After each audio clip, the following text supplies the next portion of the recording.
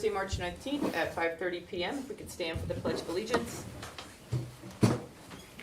I pledge allegiance to the flag of the United States of America and to the republic for which it stands, one nation, under God, indivisible, with liberty and justice for all. Thank you all for coming tonight. We're a little bit sort of, I think, out of routine a little bit with a transition of the board that we're going to do tonight a little bit later in the meeting. And of course the postponement of the annual meeting that we had to do for Saturday. So I thank everybody for their patience over the last week or so. Sounds like we're probably not even going to see an end in sight for a while based on what I heard today. So I would assume that lots of conversation will go on from here as far as the status of events in and around our community. I'll take a motion for the Hopkinton School Board to approve the minutes of the regular school board meeting held on March 5th, 2020. So moved. Second. Any further discussion? All in favor? Aye. Any opposed? Motion carries. Take a motion for the Hopkinton School Board to approve the minutes of the non-public session of March 5th, 2020 school board meeting. So moved. Second. Any further discussion? All in favor? Aye. Any opposed? Motion carries. Take a motion for the Hopkinton School Board to approve the minutes of the emergency school board meeting held on March 14th, 2020. So moved. Second. Any further discussion? Donna, thank you for getting those done. All in favor? Aye. Any opposed? Motion carries. Take a motion for the Hopkinton School Board to approve the minutes of the non-public session of the emergency school board meeting held on Saturday, March 14th, 2020. So moved. Second. Any further discussion? All in favor? Aye. Any opposed? Motion carries. Do we have any correspondence this evening? There's lots of correspondence in, a little bit about the coronavirus, a little about, I think, assistant coaches were big in there as well. I think those were the main topics in All there. right. They're all in the board folder for Yep. for folks to take a look at. Right now we have the opportunity for public comment. I don't know if you guys want to consider yourself public at this moment or wait until you are board members, but it's entirely up to you. So it's entirely up to you if you want to come up to the microphone. So did we stay under 10 by any chance? We're pretty close, We're pretty close. right? Yeah. Excellent. That's what I said to Matt. I said, you'll keep us one Whoop. down in person. There he is right there. Matt, you there? I'm here. Excellent. All right, we're already down to public comment, Matt, okay? Excellent. All right, so items for board discussion. So Steve, I'm going to turn it over quickly to you for the annual meeting postponement. Just our conversations about the impending reassessment for another date as well. Sure. So Friday, after about 4.5 hours of discussion with the moderator, it was postponed for 2 weeks. Saturday, we had an emergency board meeting. We talked about the implications of that. James, Liz, and I met earlier this week and looked at what everybody else is doing and look at the current. And James is looking for a recommendation from the board about postponing beyond the 28th. Just a couple of things. What we have and what pushes the annual meeting for us a little bit is the requirement for teachers' contracts. And I put inside the board packet for everybody the two documents that are related to this. One is from our collective bargaining agreement, and one is the RSA. And all my time in Hopkinton, this is my 21st time, we've had the annual meeting, and then we've been able to distribute the contracts by April 15th. But there is the statute says you can go to the Friday after the second Tuesday in May. And that date that would allow us would be May 9th, pushes it as far as we can, and meeting the statutory requirement of getting it out before the second Friday, which I think is like the 15th. I think it happens to be May 15th, April 15th. As Michelle is connected to listservs in another district in our circumstances, had already did legal counsel, and they settled on that date. We just did it ourselves, but looked at it, but we feel pretty confident that if we had the annual meeting on the 9th, we could distribute contracts and meet our statutory obligation and implement the budget as approved on the 9th. Things get complicated if we go beyond that date, because then we wouldn't have a budget, we wouldn't know how much funds to have to issue contracts. And that's the scenario where some cities have found themselves in the past quite often, because city budget has often not met that. And there's a couple of different approaches that you can do. Some cities at this point just say we can't lose staff, so we're going to do the best we can and hire the staff we need and hope this budget supports it. Sometimes you will contingency riff you reduce either all your non-tenured or the entire staff or some different approaches. The hope would be that working with a moderator and maybe some legislative relief, we could implement that statute and get contracts out in time. I have met with the union leadership. They are completely aware of this and the statute and the contract. But right now, what we have proposed, or the recommendation tonight, is to have it within the framework of our statute and our collective bargaining agreement. We would be able to meet those requirements if it does get implemented or pushed on May 9th. So what I'd like to do is ask the current board for their support in giving a recommendation to the moderator to postpone the meeting to Saturday, May 9th, which is a week before the postponed town meeting. Having them reset their meeting was helpful for us to be able to take a look at how many weeks out we could go and not bump up against or have to logistically coordinate around town meeting as well. And I think after talking about a lot of different options and configurations and logistics last Friday, it makes a lot of sense for us to postpone it to May 9th, or Monday, I guess, to May 9th, which still gives us a little bit of cushion as far as the contracts go. But hopefully we'll be far enough out that we'll be able to hold the meeting. I don't think I've ever raised my hand, Liz, ever. I need to. Just so we're clear, I understand the postponement, but the logistics is all done by the moderator, correct? How he wants to do it, could be outside if it's nice by then, it's all done by him. If he wants to do ballot by drop-off like we talked about in the last meeting, it's all arranged by him. It's the moderator's We meeting. just show up. His meeting, but he coordinates with us, obviously, because there's certain things Yeah. that we need to make sure happen. Okay, And that was part of our meeting on Monday, was to talk about. okay. We just aren't close. We aren't close. If we thought we'd be able to do the 28th, we would have talked a lot more about logistics. But on Monday, it was quite clear that the 28th was not reasonable or realistic. So it didn't even make sense to get into talking about all kinds of logistics at that point until we know that May 9th. And that's why having some involvement with the planning of that for May 9th is going to be really important, because some of the logistics we've tossed around a lot of ideas, but at this point it's not relevant to spend the time on it until we get a little bit closer. Yeah. But it's the moderator's meeting, so we have to make the recommendation to him to postpone the meeting, Okay. as he postponed the meeting on Friday to the 28th. Perfect, thank you very much. Yep. And then just to that point, budget committee involvement in this, do they need to be notified? How do they play into this whole piece? Well, I think that they'll be notified when we postpone the meeting again, but because their involvement is from the floor, if you will, during the committee reports, Right. we'll just make sure that they know that if the same representative that was going to speak during committee reports on the meeting last Saturday, that they have somebody available for the 9th of May. So it's really it's really more just the logistics of making sure, because they're not on the dais with the board presenting it. That will be us, but that was the committee reports on Article 1 that we talked about, them having somebody come to the microphone and give their perspective on it. Okay. Yep. I was just curious, this may be for Steve, do you know how many school districts are in sort of a similar place where we are? 'Cause I know, actually I don't know, so maybe I'll just stop and ask that. Right now, I think we're at 3 or 4. Oh, that's so many of them. But Michelle put it on the listserv, and as we know about Winnisquam, we know about Bow, we think Hollis Is postponed did to the May. postponement thing as the open up and adjourn Mhm. thing. So it could be more, but those are 4 that we're aware of. Okay. And I did speak with one of my colleagues, and we do understand that contingency RIF is a step in this, could be a step in the process. We agree that that's what could happen. Okay, thank you. So with the board's support, I'd like to make the recommendation to the moderator to postpone the meeting right now instead of waiting till we get closer to March 28th. It makes no sense to wait, to go ahead and postpone the meeting right now to May 9th.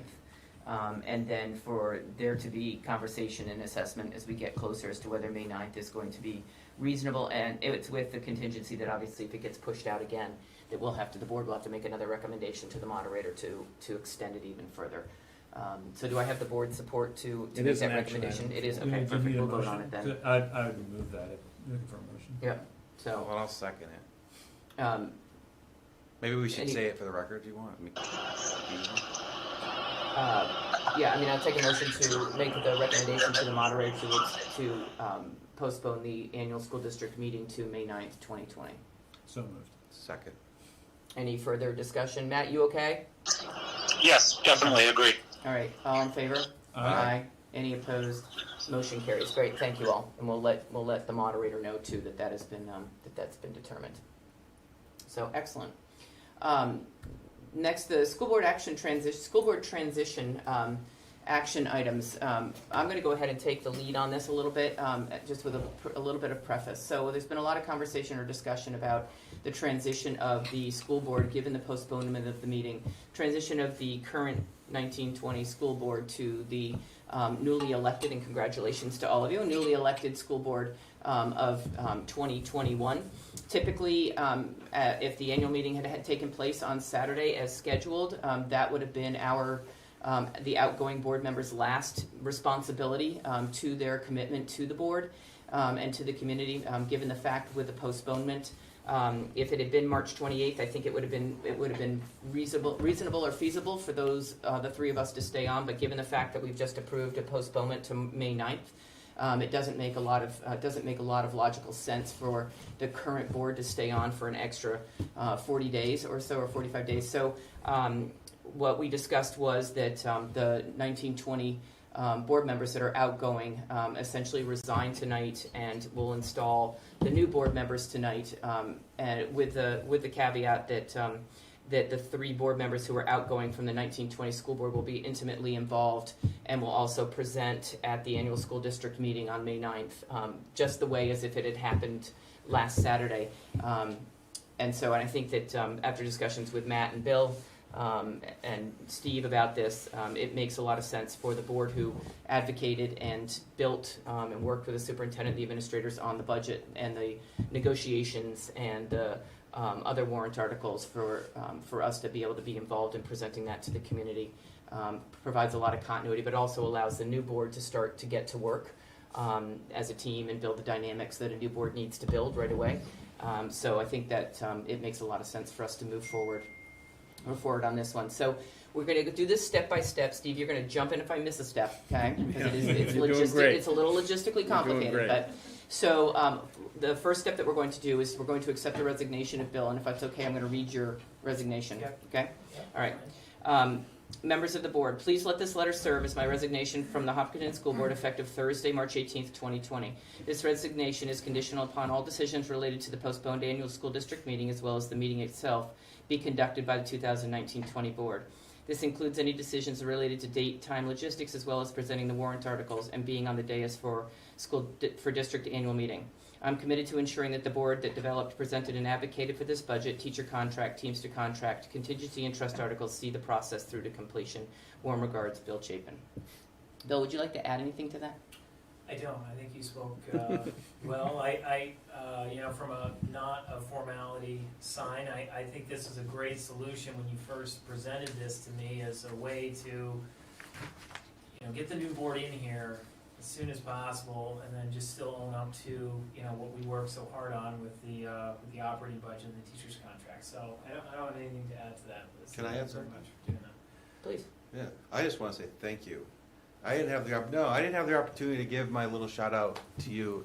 I learned a lot from you this year, Bill, and we still going to be on a board together, just with the ball instead. So we just want to say thank you so much for coming back, and really being in my ear a lot and teaching me a lot. So thank you very much. Yeah, thank you, Bill. Thank you. Appreciate it. Thank you, guys. It's been a real pleasure for me. It really. I remember the first meeting I went to. It feels like 3 years ago. I mean, it really feels like it's been a long time ago. It's just been one of those long years. Anyway. So I'll take a motion to accept Bill's resignation as read. So moved. So second. All right. Any further discussion? All in favor? Aye. Aye. Any opposed? Motion carries. Thank you, Bill. Bill, and thank you. Bill? Thank you. You got applause. All you can do is step aside. All right. So at this point, we're going to appoint Seth, you to Bill's seat, which you ran for and won. Congratulations. So I'm going to have you stand up, and Michelle. We gotta do the action. Oh, I item. got to do the action. Gotta item make a first, don't I? motion, action item to Oh, appoint. I'll take a motion for the school board to appoint Seth A. Frame to complete Bill Chapin Jr.'s term. So moved. Second. Any further discussion? All in favor? Aye. And Matt, you're an aye? I'm an aye. Okay. Motion carries. Now I will have Michelle Okay, swear you in, Seth. whereas there's a vacancy in the office of school board member in said town, and whereas we, the subscribers, have confidence in your ability and integrity to perform the duties of said office, and being duly elected, the said Seth A. Frame to the position of school board member of said town. And upon your taking of the oath of office and having this appointment and certificate of said oath of office recorded by the town clerk, you shall have the power to perform the duties and be subject to your liabilities of such office until another person shall be chosen and qualified in your stead. Okay, please repeat after me. I, Seth A. Frame, I, Seth A. Frame, do solemnly and sincerely do solemnly and sincerely swear that I will faithfully swear that I will faithfully and impartially and impartially discharge and perform discharge and perform all the duties all the duties incumbent upon me incumbent upon me as school board member, as school board member, according to the best of my abilities, according to the best of my abilities, agreeably to the rules agreeably to the rules and regulations and regulations of the Constitution of the Constitution and the laws of the state of New Hampshire. and the laws of the state of New Hampshire. This I do under the pains This I do under the pains and penalties of perjury. and penalties of perjury. I would normally say.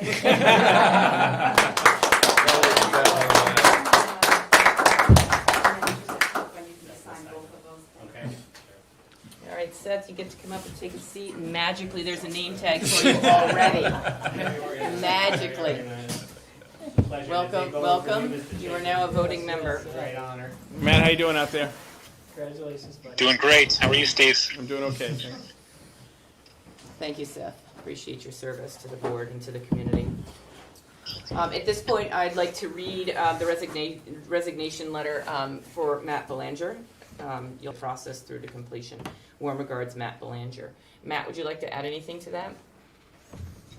Yeah. I mean, I wish I could be there, so I apologize for that. First of all, I'm tending to a 6-day-old, trying to avoid the illness. But another comment of appreciation for members of the board, for members of administration, and for faculty. I always tell people that they should work in a restaurant at some point in their life to really understand what happens there before they go and eat. And I think serving on the school board is also one of those things that I think has been an incredibly valuable opportunity to really understand the talent that we have in this community and in the schools. And so I really appreciate the last 3 years working, with you the most, Liz, but with other members of the board and Steve and the rest of the administration. It really is.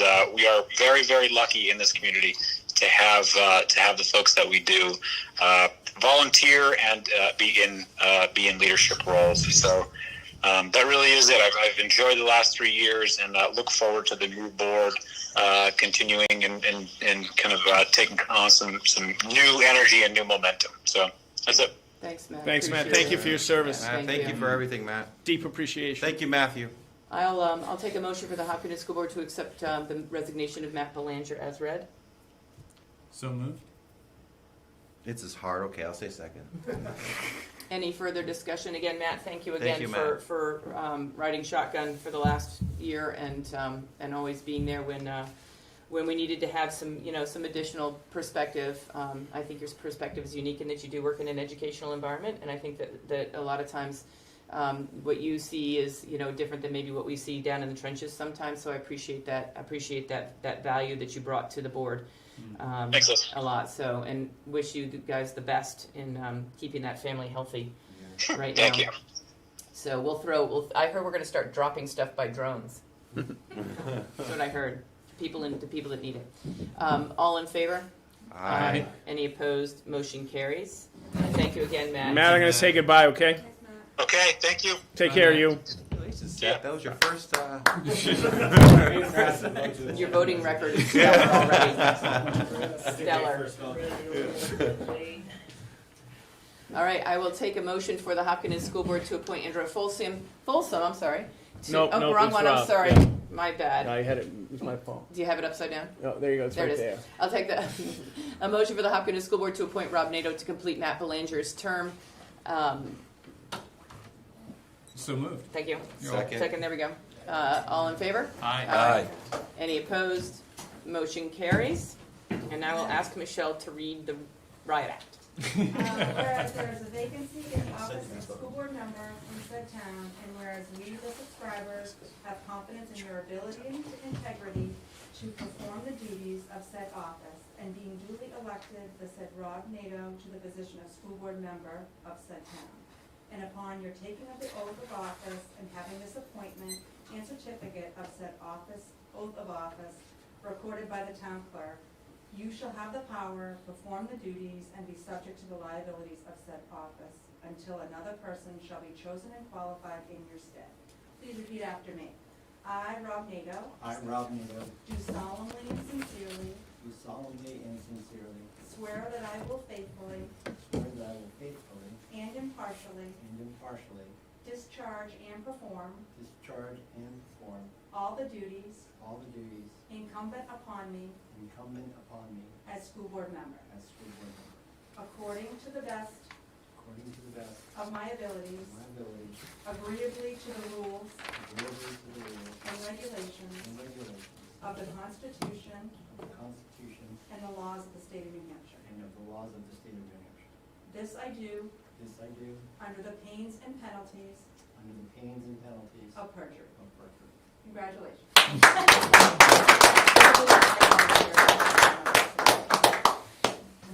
Great. And welcome, Rob. And magically, there's a name tag. 6 feet away. 6 feet away. And welcome. Thank you. All right. So finally, I'd like to read my letter of resignation from the school board. And again, this is the third of our resignations tonight in order to be able to have the new board be able to take their seats at the table to the school board. Please let this letter serve as my resignation from the Hopkins. I've got a kicker at the end though. Hopkinton School Board, effective Thursday, March 18th. It's a finisher. March 18th, 2020. This resignation is conditional upon all decisions related to the postponed annual school district meeting as well as the meeting itself be conducted by the 2019-20 board. This includes any decisions related to date, time, logistics, as well as presenting the warrant articles and being on the days for the school. I had to look that up, by the way, on thesaurus.com. Sure. I didn't know how to spell it right. For the school district annual meeting, I am committed to ensuring that the board that developed, presented, and advocated for this budget, teacher contract, teamster contract, contingency, and trust articles see the process through to completion. Here's the finisher. I want to thank the Hopkinton community for their support of the district and me during my tenure on the board. I remain committed to continuing to make our community an extraordinary place to live and raise a family, and I'm looking forward to my next adventure with Leo. So, Yeah! It is with Leo, absolutely. Yeah. All right, I will take a motion to accept my resignation from the board. So moved. Cool. In a second? So I'll second it. Somewhere. All right. Any further discussion? I have really nothing to add at this point. I think that Matt and Bill have pretty much summed up our experience. I mean, it's been a great ride on the board. It's been a long time on the board, and something that has truly shaped me Thank you. as a professional, as an older adult. And all of my kids, one of whom is hanging out at my house an awful lot right now, have benefited from their education in Hopkinton and have really amazing memories of their education here and living in a small town in New Hampshire. So I think that's something that will always endure with them, and the people that affected their lives throughout their time here also will endure with me Maybe forever. Leo can come to one board meeting, not the public No. comment, no? No, probably not. There might be some discussion. So, what's that? There might be some discussion of this. Oh, Well- no, I don't know. Did I put the motion on the table? I did, right? Second, yeah, okay. Now it's discussion. Yeah. We're discussing. Oh, discussion? Well, Discussion. I mean, we said nice things about you a couple Yeah. weeks ago. And, Yeah, that's all right. Once is enough. but just want to reiterate the nice things we said about it, and thank you for your 12 years of Yeah. service. Well, It's- thank it's you really- guys. I mean, you can't, it's a team. That's one of the things I've realized for the last 12 years. It's a team. Even through the good times and the more challenging times, even through right now, which is probably the most challenging time, but But certainly it is all about a team of administrators, a team of people that you build trusting relationships with, and a team of people that do extraordinary things on a day-to-day basis and make each of our lives better and easier every single day. So anyway, all in favor? Aye.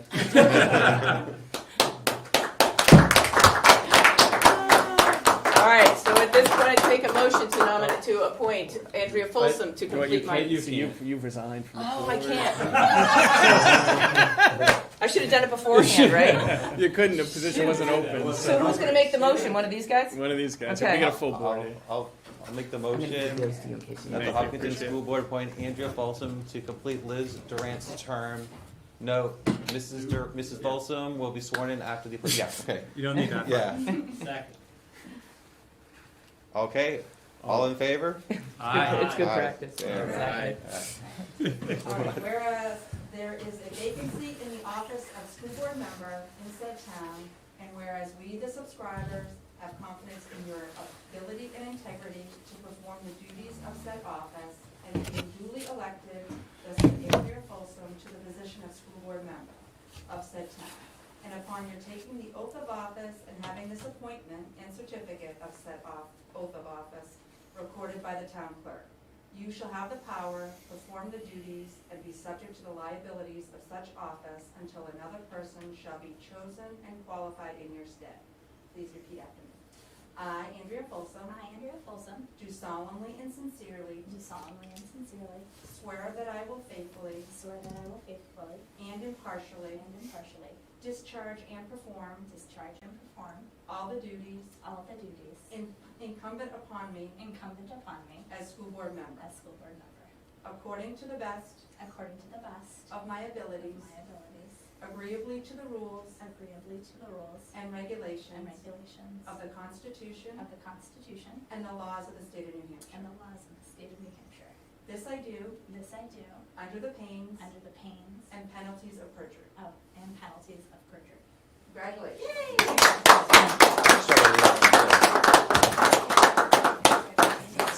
I'll hug you all later Yeah. in about 4 weeks Or so. or so. I'll be in touch. Please. Now you're under 10. Me too, later. Later. All right.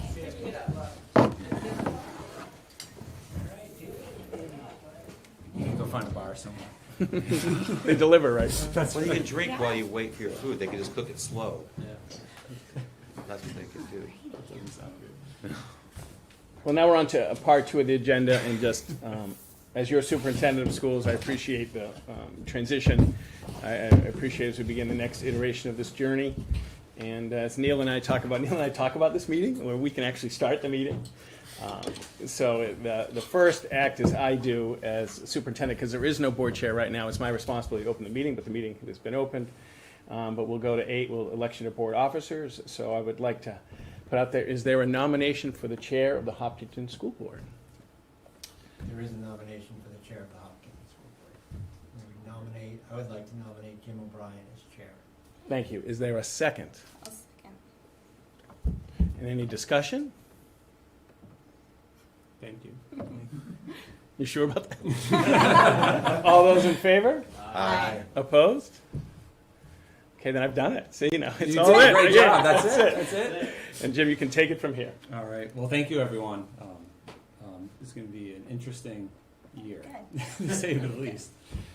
So I would look for nominations for vice chair, if there are any. I have a nomination. Well then. I would proudly love to nominate Andrea Folsom to vice chair.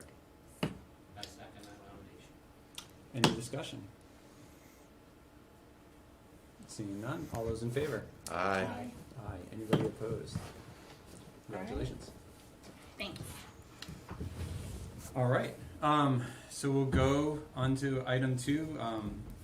Additions and deletions of the agenda by the superintendent. Anything? No, the agenda's fine as it stands. And I know we discussed correspondence in part 1. I assume it's similar Yep. correspondence Same in part group. 2. It was a funky one to put together today, but yeah. And seeing we have no members of the public here tonight, we can move over public comment and start with comments from the Hopkinton School Board. And So maybe we'll start with Norm, if there's any You comments. can get rid of me that quickly. She's public comment. Not when I leave my bag here. Here, perfect public. I knew when I put it on the chair that was not safe. Do you have public comment? What's that? You want public comment? No, thank you. I'm all good. Norm, anything for tonight? Yeah, sure. I've got some stuff to say tonight. When do I not? I want to welcome all three of you to this board. I'm excited to work with all three of you and with Jim, chair of this board, and vice chair, and of course with Steve. It's year 2 for me, and it's the first year went by really fast. I learned so much from Jim, Liz, and Matt, and Billy. I'm excited. You know, this is going to be a new challenge for me, and it's going to be a new challenge for you and I. You know, different chemistry, and I'm really excited for that. So I just wanted to extend congratulations and welcome to this board, and really excited. I always have more than one thing. So I just wanted to give a big shout out to this community. The community's been fantastic with supporting our community with food, with communication, helping people out with aid, and it's really great to see. We're going through a difficult time, and I know that a lot of people are kind of getting cooped up in the house sometimes.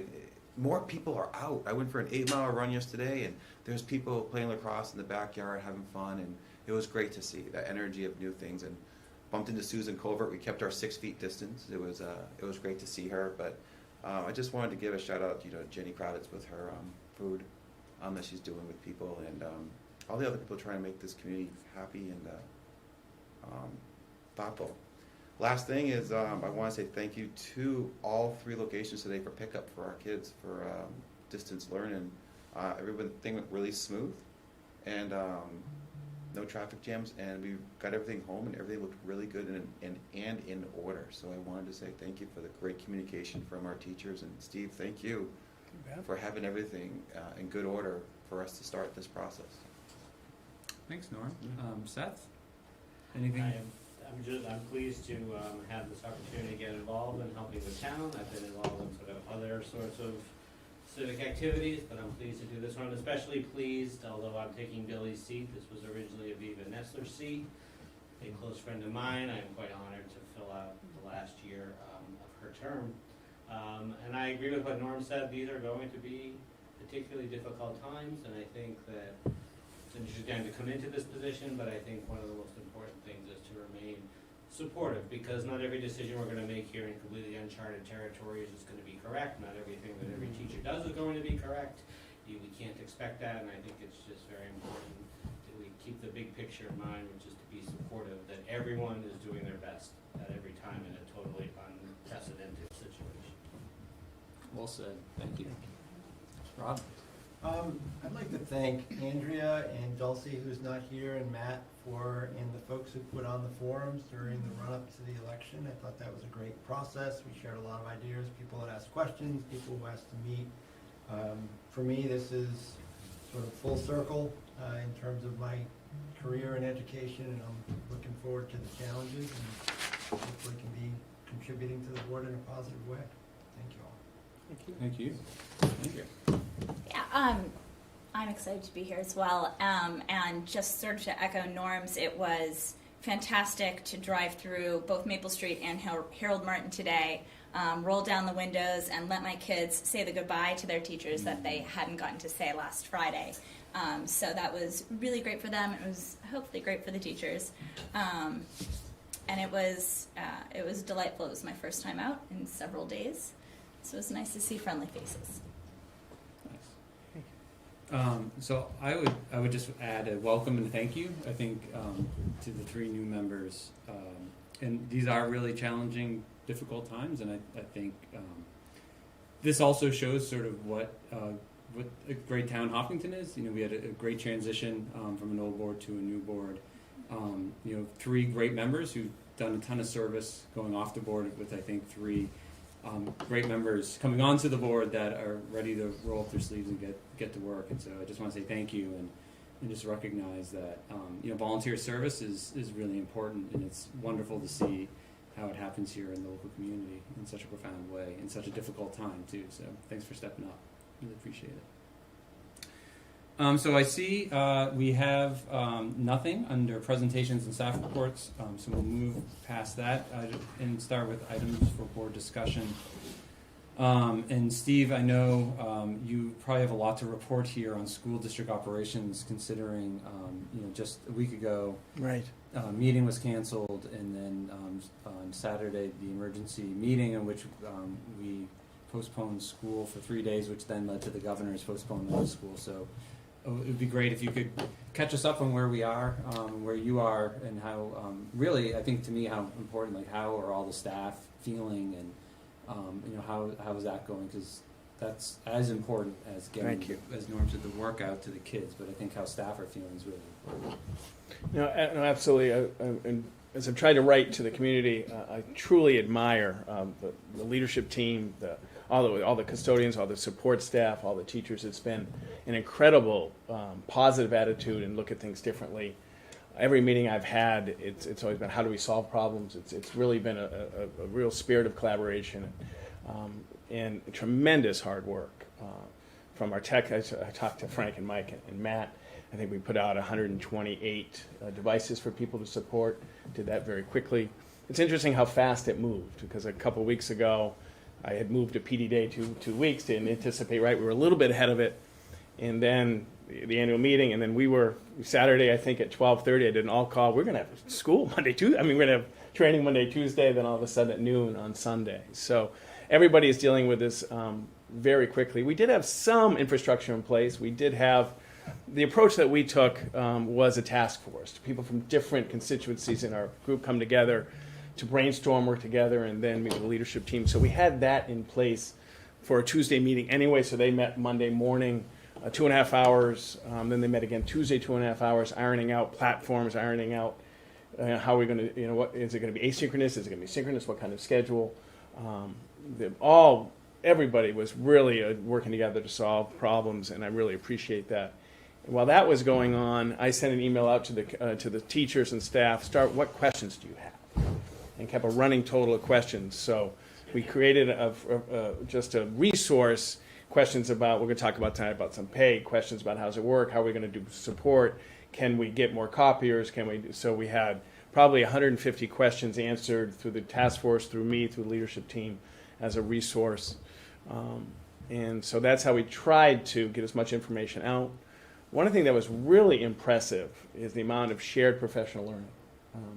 Our library media specialists, some of our teachers have taught virtually flipped classrooms. They shared practice so well. There was professional development going on the last couple of days. It was very heavy Monday, Tuesday.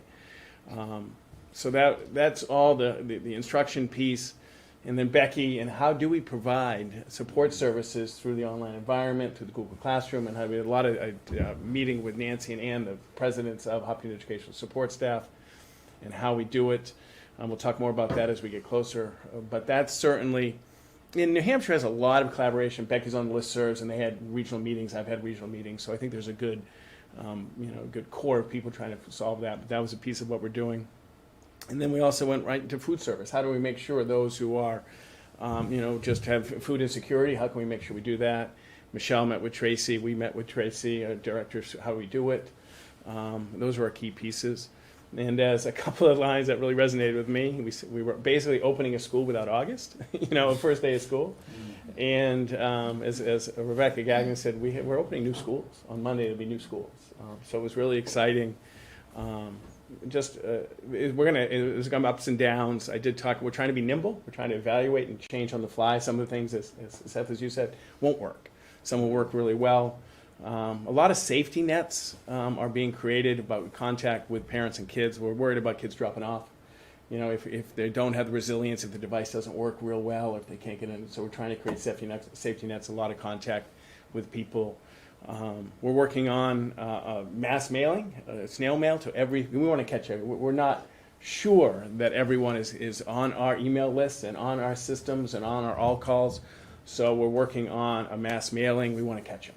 And we want to have them call, and we want to get and create support plans. We do know of some families that don't have internet. We're working on those alternative plans, but I'm not sure we caught them all.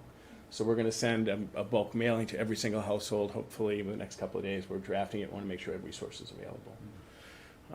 incredibly, my admiration to people who, some of the very first, are really changing their pedagogy. And, but I think they're doing it with an attempt to give it a shot and change on the fly. So overall, it's going really well. Questions for me? So I understand how it works on a secondary school level. That seems sort of clear to me. Can you explain on a primary school level how this works? Sure, it's a lot of videos. And we hope our assistants will jump onto and show some videos and show some, pedagogical practices. It's emails, it's connection with kids, it is Seesaw, it's some of these, so it really is, it's a much different piece. But they are breaking down their lessons and trying videos and using apps and as much technology as we can and experiences as well to share. Reaching out to parents because it's a kindergartner won't be on their email, so we're checking in.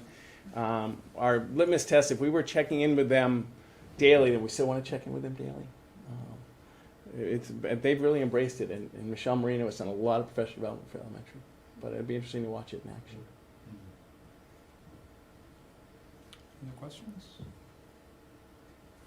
Concord made a note, it was in the paper anyway, that they weren't going to roll out any new technology in their process. Are we doing a little bit of each, or what's the flexibility for the teachers around getting their jobs done? I think Matt can probably speak to, well, that's one of the concerns. We have a lot of people trying some things for the first time. I mean, certainly our advice to staff as much as possible is to rely on tools that students are already familiar with. So those teachers who already have electronic communications through Google Classroom or something like that, as much as possible to continue using the tools that students are already familiar with. For teachers who didn't have a lot in place, using stuff that other teachers are using helps for those families who might have an older sibling or a younger sibling who is using that already. So we did try and standardize on a few tools for each school as a sort of base minimum. Certainly, as Steve mentioned, our library media specialists have spent a lot of time over the last 3.5 days training staff on some tools that they can use for particular circumstances, depending on that, but also trying to keep too many new tools from coming into the process and overwhelming students and their families, because that is a real concern. So certainly the recommendation is, here's a few things that we know work well that can be accessed from any device. You don't need a particular one at home. Try and use those as much as possible. And then, at the analog level, or at the younger level, there's some analog learning. There are some packets going home with some concepts, and there are a whole lot of those things as well. The photocopiers were running late on the other day, so, there's a mix. Trying to balance those things. So, I think none of us expect that there won't be some changes next week after we have some contact with this, because this is a learning experience at high speed for all of us. So. Was there support from the state in terms of setting up distance learning? Was there any sort of best practices, or was it really something that you and your team developed as you went, I guess, on the fly? The state has provided some resources, but there's so many resources coming at us right now. We're just abundance. But I think most of it is relying on in-house experience with it. But there is a whole new network established in sharing best practice, but it's hard to, that's one of the things we've all been inundated with so much information. So quick, it's really hard. We're actually some of us looking for the weekend to sort it all out, because it's been coming pretty fast. Several of the nonprofit organizations, the School Administrators Association, NHCTO, a number of those organizations have sort of banded together to try and do best practices for schools, and the state has been very helpful in terms of suggesting which regulations might be flexed under the circumstances. That's been their main. How is food service working? So they'll Monday, Wednesday, Friday, and each time they pick, they get 2 meals each time, and we have sign-ups. We're asking for sign-ups, but we're also reaching out. Tracy is really the keeper of the free and reduced lunch list. Like Michelle and I don't know. We don't want to know. It's Tracy, so she's reaching out to the families, making sure if there's support needed beyond free lunch, our National School Lunch Program, that they can connect with, as Norm said, the infrastructure that the community's built. So we are reaching out very personally to each family, both to take part in what we're doing, but also to expand. And I think so with Marilyn Bresaw and with Got Lunch and with what the community's doing and with Tracy, I think we're going to provide as much as we can. So I think we're wrapped our arms around those families. It's like well. Hopkinton Helps can help deliver if Right. need be. Right. And we do have delivery. Some families couldn't come and pick up the Right. materials, so our bus driver is doing some drop-offs, Okay. Jessie, and she's doing it with, I saw her today, she's really excited to go and drop stuff out. And it's a little curbside, because we're trying to do it so it's curbside. But so it really is a spirit. We are, whatever I can do to help. It's not, that's what it is, whatever I can do to help. So Steve, since the buildings are empty, we've gone through, we're cleaning, deep cleaned them, like we've talked about and everything. So during that time where no one's gonna be, is anyone gonna be in the buildings at all? Sure. Teachers are gonna be in there? You're Or right, are they- so- some remotely, or? Yeah, so, and we can, I don't know if we want to just slide to the next agenda item. Oh, sorry, Jim, I didn't. No, don't be sorry. No. Maybe before we do, it's not really on here. I'm just sort of curious, like, I guess, how are you doing, Steve? I mean, it's been a whirlwind, so just sort of curious Oh, no, how you're doing. Then, how are the other administrators and staff that you're interacting with? Just sort of. We met, a fourth time this week was today, I think. Usually we meet once a week, so we met I think our fourth time. People are tired. I mean, they're ready for tomorrow. And but very energized by the cooperation and spirit of group, and they're sharing practice among each other, lots of communication. We think actually I my last email, I'm sorry to inundate, we sent so many emails out, we know that's not the best communication for people. But I think, as I said earlier, my emails coming in is about up a third, which means it just takes more time. We're just inundated by so much information. I'll be honest, ready for a break. This weekend we'll come back at it. Today we talked about every department concerns, needs, and successes. And so we tried to honor that. And we also want to take time. We spent at the beginning of our meeting to say who we worried about as our staff. We always know that some people react to these circumstances differently. Whose family member could be working, someone I'm very close to in this business has a family member working at a hospital with very, very intense needs. So we're checking on that. And so we're trying to be mindful of each other, of our staff, with a real spirit of trying to do. But I think, actually Michelle and I talked about closing the office tomorrow at 3. And just get out a little bit early, get home a little bit early. My wife has had both kids at home full time, and that's always interesting because they're not supposed to be that way. So it's been a long, but it's a good week, and we'll see what happens. And my hope is that we can evaluate and change. I hope we're not fixed to something next week and just do it because we've done it. Because I think nimbleness is going to be a part of this. And have you thought about, because you said your teachers are probably in different places, both with their family situation and then Right. just with, I think, what's going to become a reality that many of us here are facing already, which is going home and staying there. And so I'm just curious, have you and your team set up some sort of regular check-ins with them and making sure that they still feel part of the system and have sort of their needs met when Right. you can? Like Michelle and I talked about having once in the morning, once in the afternoon, checking in, a regular leadership team schedule. And I think these guys would say this even if I wasn't in the room. We like each other. We like to get together with each other. So it was funny that one of the leadership team has to really quarantine very strictly because to support their family. And so as she said, this is the last time you'll see me in 3D for a while because she will be going, and because she has to support her family, and her family is at risk, immunocompromised. So she got us through this week, but really is on orders by us to do this so she can see her parents. So it'll be different, but we will. One thing I know is we will care for each other. I think that's been a part of us forever, and we will check in, and we will have laughs too. So we do that too. But thank you for your care. I appreciate it. And I think one thing to share with you that I've seen in the community is there's been, once a teacher, always a teacher, is people who aren't necessarily practicing, their job right now, that they're actually making their own videos for our students, and it's really awesome to see. Yeah. And it's just, my daughter's used a couple of the videos, and it's really brought out some spirit in the house, which is great to see. So I already did my comment, but I want to thank them for that. It's been really great to see. All right, if there's no other questions, we can move on to the closing of school buildings. And that's something that we've talked about going. So we started early this week, and what would it take for everybody to be prepared to work remotely at home to what extent possible? And so we've done that. Michelle's led the business office. Matt supported the business office, supported the building. So we were trying to go Monday, and we talked with the board about closing our buildings Monday to the fullest extent possible. And we still have appointments, and we still would see people, but really basically go fully remote. There's certain things one of, during payroll, it's really best to do it in the office, or payroll will come in a couple, so it'll be as needed. Like one of our science teachers needs to come in and do a demo, they can still go in. We're not locking down the building, but we've stressed, if you have any symptoms, we don't want you to come in, and you come in for what you need and then you go home. Our custodians, and we'll talk about the staffing, how we do it, our custodians will be working and picking up some other, once you don't have to do the day-to-day, we've got some projects for them.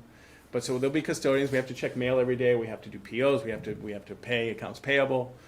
People still, the payroll stuff. So there will be people coming in and out. But overall, it will be closed to the public just to ensure as we can. I think I've talked to Neil about how the town has been doing as well to be consistent there. But no, we're not saying, if we got an order that the whole community was quarantined, then we would change our practice. But right now, it's come in and honor social distancing. And obviously, with 1,000 kids out, it's a little easier to honor social distancing. But so with the board's support, we would like to post with contact, like for the SAU building, call this number if you need anything. And our email, if any voicemail goes to our emails, we can also forward, so we will stay connected. But really, for public to close our buildings for the, to the traditional routine visits will be Monday. Does anybody have any problems with that? I just have a question, and you read so many things about the virus at this point, and things on surfaces, and the benefits of completely closing. So if it is on a surface, it's an opportunity to die and not to be. Right.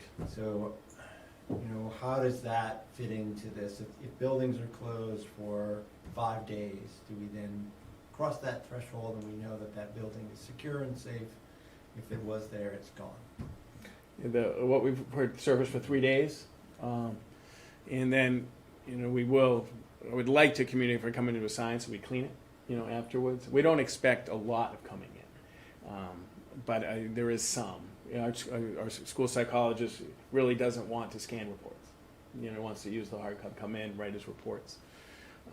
But I think if we communicate that we're here and clean after, so it accelerates it. And I don't see too many. And Michelle and I've talked about this. Really shouldn't have kids in the building. Just because if Stein's got to come in to do it, he comes in, does his thing, goes. This isn't. We don't. Sometimes people use recreational use of our buildings. No, we're not using recreational use of our buildings. It's purposeful. I got to come in and do a report. I got to come in and do the mail. I got to come in and do a demo for a science lab, and that's it. And we think that's the best way. And I've talked to Dean over. Well, it's hard to tell teachers who.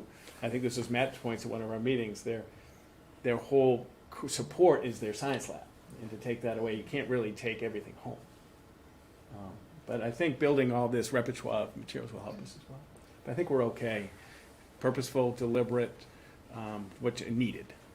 And are you asking staff to check in, or is it more, I would say, on the honor system, because that makes it sound like there's a dishonor system, but are people, are they checking with you to get a clearance and make sure there's not so many people in the room, or is it more when they need to just come? Yeah, at this point, we do have records of anybody coming to the building because of what we do now with access. But our administration, it won't be like you can't check in the office because our offices won't be staffed much. My hope is after this meeting to send an email out about Monday, and these are our restrictions, and let the custodians know if you can, I'm in this building so they can post clean. Yeah. And it's hard, I'm sure it's hard, to be honest, it's hard for us to stay away a lot. Because we take care of this place, so we'll be in. Like Chris Kelly talked about, I don't know how I can stay. We haven't stayed away for a long time, but we'll reduce our time and only come in to do what we have to do and go home. Yeah, I guess that would be my encouragement. Is the more you can encourage, even though people may want to be here, it's routine. It is what you guys, what the teachers do, but it's probably better to. I agree. Try to remind people that coming in is not the recommendation. Staying away is the recommendation. And thank you. I assume most people will, but I can imagine there'll be some who aren't going to want to. And we really can't say no. We have to get the flexibility to come, right? Well, we can. At some point we may have to no entrance at all based on what's going on. If you are killing something and something potentially keeps coming in here, you're going back and forth. It's just, they're saying distance is distance. Right. It's a good question to ask. Do we just, say until this date, no school, I guess my question is, for Matt, is are all the teachers equipped to be able to do distant learning, to teach? I believe so. I may have a different answer for you Monday afternoon. They've got the tools, but I know Yes. some teachers do need, in some roles, need some access to our buildings for some point. Not much, but I would I think. guess it would- that'd be, I'd like to know what is it they need, because I mean, it's just, my feeling is that they keep coming, we have to come in and do the mail. yeah, We have to come in, payroll, yeah. review AP, some's coming in, some science, some school psychologists. Okay. I may be, come in if I have to, to meet with someone or to see what, if I need something. Most of what we do, it's like, we can all work very well at home. Yeah. But there'll be some checking on the place, checking in. Michelle will check in person. We got some, but it will be very much reduced staff. I would take your recommendation, what you feel is appropriate. I think right now, I think that's the level, purposeful, deliberate, for a good reason, not Yeah. recreational and not just to come and mess around. You have to have a reason to come into the district. I think we're okay there right now. Sorry, have you seen anyone, are people coming over at all and using the playgrounds? Yep. Would we be willing to post that the playgrounds are closed?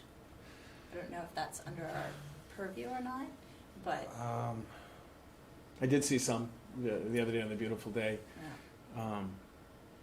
yeah. We certainly we can. It's up. I just is if two people. I don't know. Is it social distancing possible on a?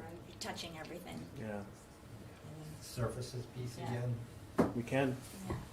It's just I mean, we can certainly post it. We obviously we can. right. It gives But we can Forcing it would be- whenever. right. Yeah. Yeah. But it might be a good message Yeah. to No. put out there. No, I thank you, because one of the things we've tried is change the mindset. Yeah, It's something that could, because we've heard earlier, right, that there was a gathering of lots of kids. I don't know much about it, but, because I'm not on that. But we did hear, Bill and I spoke about how do we, maybe it's a good point, that if we put some stuff out here that people would think differently, make them think differently. So happy to get that out in the next email. yeah, I support that. Thank you. Good idea. Yeah, and I appreciate you sending out a notification about social distancing. I think that's really important. Thank you. And on the buildings, you probably learn a lot more in the next week or two, like what teachers need or ones that teachers may be coming in more or less. Right. And so I would just recommend keeping tabs on that, and then if you feel it's too much, maybe Thank you. Absolutely. asking for people to think about not coming in. All right, anything else on the buildings? So the next item is the future school board meetings. And maybe I'll start with this one, Steve. Please. Ask you to jump in. So, something that I think we've all talked about individually, and my recommendation we move in this direction is to implement virtual meetings rather than these wonderful face-to-face meetings. As much as we're going to miss seeing each other, I think seeing each other over computer screens may be a good second. So. I think Steve can speak to a little bit how we would actually get that done, and then the Attorney General issued a ruling that I think you've all seen. I want to say loosening up 91A requirements, but clarifying that the right to know law and public meeting law enables in an emergency situation such as we're in, school boards and other boards to meet virtually. In normal circumstances, you can't have more than a majority of the board meeting virtually, but in this case, they said that we can, so long as there is a venue by which the public can hear what's going on. So we're still meeting in public, and that can be setting up a room like this with a sad single phone line at your little table where people could come in and hear the conversation. Or we can supply a phone number or some other mechanism by which any member of the public could join the meeting and hear or see what's going on. So my recommendation would be that this would be our last in-person meeting until we get the all clear from someone, which I assume will be the governor, and or we can make that decision ourselves. And so I don't know, Steve, if you guys have been able to look into any software, anything that might help us out meet this need. It's for us. It's Zoom or Google Meet, and Neil and I spoke briefly about this. I'd be certainly, if we wanted to keep the YouTube channel up for the stream, you know, Matt and I could come and do it here, you know, with and open the microphone like this, and we could, you know, project everything up there if we wanted to do that. We did have a brief discussion about if you do open it up completely digitally, who do you know? I mean, is this how do you do that? But whatever the board's preference is, Matt and I, you know, we're leaving this set up, so it's not a lot of work. We're coming in, and you know, we can keep our social distancing away and run it and see what happens. How do we, I mean, that's the key, you know, you're looking at, we're gonna social distance ourselves by doing it, but how do we engage the public still? With them being able to ask questions, you know, that's the tricky part, you know, because I don't wanna say hypocritical, we're behind the scenes, but yet we're suppressing them, they're able to say something. So I think They're still coming, you know, it's like. So I can only speak about the platform that I'm used to, which is Yeah. Zoom, because we use it in my office now for everything, but before for a lot. And so whoever, you have a moderator, so whoever sort of runs the show, so you can you know, unplug the microphone for the 5 of us or 6 of us plus whoever else that can converse, and then everybody else is just on as a listener. And so they're muted pretty much, right? So they can hear the conversation, they can see the video, but they can't interact. But there are ways for someone in the public who can indicate that they want to comment, like during a public comment. Okay. And then the moderator could call on them, and then they would be unmuted and be able to ask a question. So there's ways to do it, but the only way that it works is everybody can get onto whatever system you're using for that to happen. Matt, what do you think of that? Is there a way of being able, especially verifying them too, right, who they are? Matt? Is there? Yeah, To so be that's honest, a I harder haven't one. really dug into it yet. I'm sure we could make it work by the next board meeting. Unless you're planning on meeting on Monday or something. No, Sunday night. I just don't want us to have the path of saying, if you want to be part of the board, you have to come to the school, because that defeats the whole point of what we're trying to do. Okay. We don't want people coming into the school building. We want to be limited like your recommendation. Let's not promote people coming here. Let's try and find a solution so they're able to, this is just me talking, you guys can disagree, but we want them to be able to engage with us and provide public comment or whatever questions that they'd like. But I really would strongly discourage having the public come. Okay. I think with so many people who already watch our stream, Yeah. I think that calling into like a Zoom meeting it's pretty easy, Yeah. and I think people could then state their name and Yeah. you know Name and address. name and address, yep, like we do in other ones, and then you know Well, if you're calling from Texas, I don't know, maybe you got away and Well, most important thing, Jim, is since you're a chair, you have the opportunity to mute someone if they start, you know, being out of line. Sorry, Norm. No. Yeah, I know. Public comment. Watch this, guys. No, I mean, that's the most important thing, you know, because it's, you know, we have an opportunity to stop somebody here. If they're out of line, we just want to make sure we have that access that, you know, it's not shown online. We might want to, if we're gonna use something like Zoom, we may wanna put something out just so that people have the protocols ahead of time, how to access it, how to use it. Test it. Maybe a link to a YouTube clip. I know that, you know, UNH uses Zoom all the time for students, so things are out there, but we probably wanna make people aware. I think that's good. And the other thing I'd say, I don't feel comfortable having you and Matt, you know, Okay. being here to proctor some public meeting. To Norm's point, I just think it's in some ways putting you at risk, Exactly. and the two of you are at risk. That I think there's a technological solution that's probably not too expensive or complicated that could make it so we're not putting our staff at risk of having to interact in that way. So. but do we still need a physical space with a SAD phone? We by the Attorney General's ruling, we do not, as long as when we post the meeting, there is the link or there's the phone number, there's the way for the public to engage in that conversation. As long as we're doing that for everybody, then we don't need to set up a physical space. Is this for a certain number of period that we can only do this for, or is this permanent? I think it's when the presiding officer declares that there is an emergency, that makes it so that it's unsafe for people to be in the building, which Okay. I think in every meeting moving forward, that would be the declaration going in. Okay, perfect. Thank you. So does any member have any problems with sort of going in this approach? No. I don't think we have a choice. Yeah. And the only thing I'd say, when we do that, anybody who's used video conferencing will quickly see that it's much different than being in person. And so it's going to be a learning curve, I think, for everybody, how we function, how we interact. And so I would just ask, if it's not working for you, let me know, and give advice or suggestions for how we can change things up, how it could work better, how we can share data and information more easily, because I think this will be a grand experiment. And as I said, some things will work and some things won't. So however we set it up, I think Steve, working with Matt, will figure out the technology that will likely work. But if you're having challenging or difficulties, or you don't think the public is hearing it, definitely raise that, because we can adjust as we go. But just to go back, sorry to keep harping on this. Just going back to